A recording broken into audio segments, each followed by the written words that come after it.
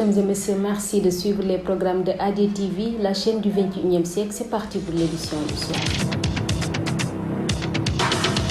L'actualité de ce jeudi en conférence de presse hier, la coalition Sonko président dénonce le banditisme administratif après le dépôt de candidature de Ousmane Sonko au Conseil constitutionnel 28 décembre 2007, 28 décembre 2023, 16 ans que nous a quitté Serigne Saliou Mbacké, 5e khalife général des Mourides. Dans le cadre d'encourager la consommation locale, l'association MIWA organise un symposium pour mieux promouvoir le consommé local dans la sous-région. C'était tout pour les titres. Le développement, c'est dans une poignée de secondes. Bonsoir à toutes et à tous. Serigne Saliou Mbacké, 5e khalife général des Mourides depuis le 13 mai 1990, s'est éteint le 28 décembre 2007 à Touba à l'âge de 92 ans. Serigne Saliou Mbacké était le dernier fils vivant de Cheikh Ahmadou Bamba Mbacké, une grande figure de l'islam et de la résistance aux colonisateurs français. 16 ans après, la communauté mouride se souvient du saint homme qui a marqué sa génération, n'est-ce pas Thioro Diouf? Musulmans et particulièrement les mourides se souviennent de Serigne Saliou Mbacké. Cela fait maintenant 16 ans que l'ancien khalife général des mourides a été rappelé à Dieu. Fils de Cheikh Ahmadou Bamba, fondateur du mouridisme, il est le 5e khalife général des mourides entre 1990 et 2007. Serigne Saliou Mbacké devient khalife des mourides à la suite du décès de son frère Serigne Abdou Khadre Mbacké. Il était un homme de Dieu qui n'avait comme boussole que l'islam et les enseignements de son père. Parti à l'âge de 92 ans, 28 décembre 2007,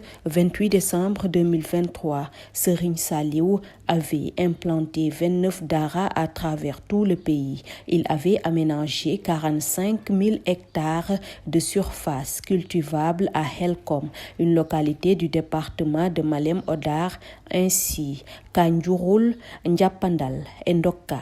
Le Premier ministre Amadou Ba a présidé hier la phase active de la mise en service du BRT, bus rapide transit, en ouvrant les autoponts de Liberté 6 et des Parcelles Assainies. Face à la presse, Amadou Ba a annoncé l'inauguration officielle qui se tiendra le 14 janvier 2024 par le président de la République Macky Sall. Le Premier ministre Amadou Ba, que je vous propose de suivre au micro de ADTV. L'inauguration officielle se fera le 14 par Monsieur le Président de la République.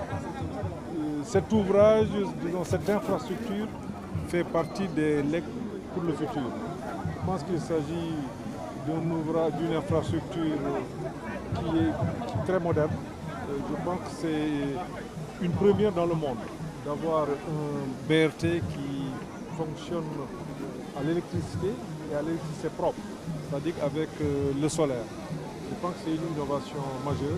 Le président de la République, Macky Sall, a voulu mettre le Sénégal dans l'avenir d'ores et déjà.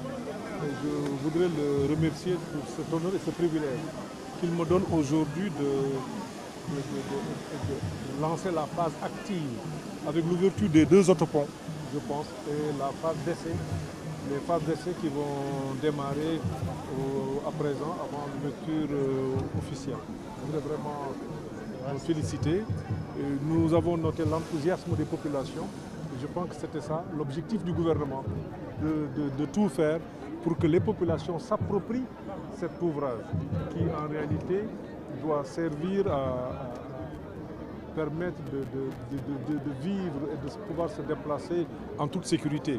Le BRT, ce sera 300 000 personnes par jour. Je pense que c'est une ambition très élevée, très forte que le président a eue. La coalition Sonko président a tenu hier après-midi une conférence de presse, une rencontre qui a vu la participation du mandataire de Ousmane Sonko, Ayib Daffé, du secrétaire national à la communication du parti dissous Pastef les Patriotes El Hadji Malick Ndiaye, ainsi que Dame Mbodj du QCEMS authentique pour dénoncer le banditisme administratif après le dépôt de candidature candidature de Ousmane Sonko au Conseil constitutionnel, entre autres dénonciations. Des listes électorales et un référé liberté auprès de la Cour suprême. Le jeudi 12 octobre 2023, le président du tribunal d'instance de Ziguinchor, l'honorable juge Sabassi Faye, a fait droit à la requête d'Ousmane Sonko en annulant la radiation des listes électorales et en ordonnant sa réintégration sur les listes électorales, malgré toutes les tentatives d'intimidation, en tout cas les menaces faites à son encontre, notamment par le biais de l'agent judiciaire de l'État, ce qui a amené d'ailleurs l'Union des magistrats du Sénégal à faire un communiqué pour dénoncer son non-respect de la séparation des pouvoirs. Cette décision a été notifiée à toutes les parties le 17 octobre. Le 19 et le 20 octobre, nous nous sommes présentés avec l'huissier pour signifier ces décisions, cette ordonnance, aux services centraux du ministère de l'Intérieur, en l'occurrence la Direction générale des élections, dirigée par M. Thiendella Fall, la Direction de l'automatisation des fichiers, dirigée par M. Fiacre Badiane, et également au ministre de l'Intérieur lui-même, à la Sénat, à l'agent judiciaire de l'État. Mais au niveau de la Direction générale des élections et de la DAF, on nous a opposé des barricades policières donc, qui nous ont empêchés d'accéder aux locaux, en violation de toutes les lois et règlements de ce pays et de tous nos droits.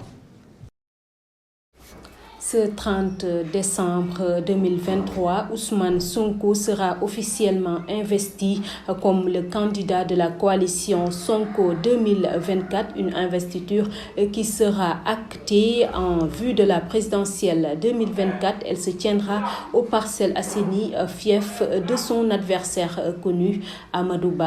Terminons ce journal avec le symposium du MIWA, Made in West Africa. L'association purement apolitique s'est réunie hier après-midi dans le cadre d'un symposium. L'essence du MIWA est de promouvoir la consommation des produits et services locaux dans la sous-région, mettre en terme l'autosuffisance alimentaire, entre autres réalisations. Le président du MIWA, Ibrahim Diallo, que je vous propose de suivre au micro de Babacar Sow. Nous comptons sur votre diligence, éminents experts, car l'exercice auquel l'association Made in West Africa, MIWA, vous soumet constitue une modeste contribution sur les thèmes aussi variés et riches que la place des effets Made in dans l'économie immédiate et la planification de la transformation structurelle par l'approche économie immédiate.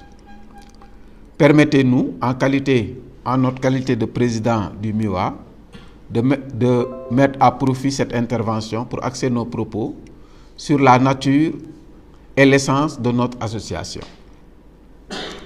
Le MIWA, Made in West Africa, est une association apolitique à but non lucratif de la loi de 1901 qui a pour but de promouvoir la consommation des services, compétences et produits locaux dans la sous-région. Donc, elle a vu le jour à la suite d'une assemblée constitutive qui s'est tenue le 11 octobre dans les locaux de l'IFAN, l'Institut africain d'Afrique noire, avec la présence de 14 membres fondateurs. Donc, le 13 avril 2015, l'association a reçu son récépissé de dépôt. Elle avait... Madame et Monsieur, c'est la fin de cette édition. Merci de l'avoir suivi sur ADTV, la chaîne du 21e siècle, et excellente fin de soirée.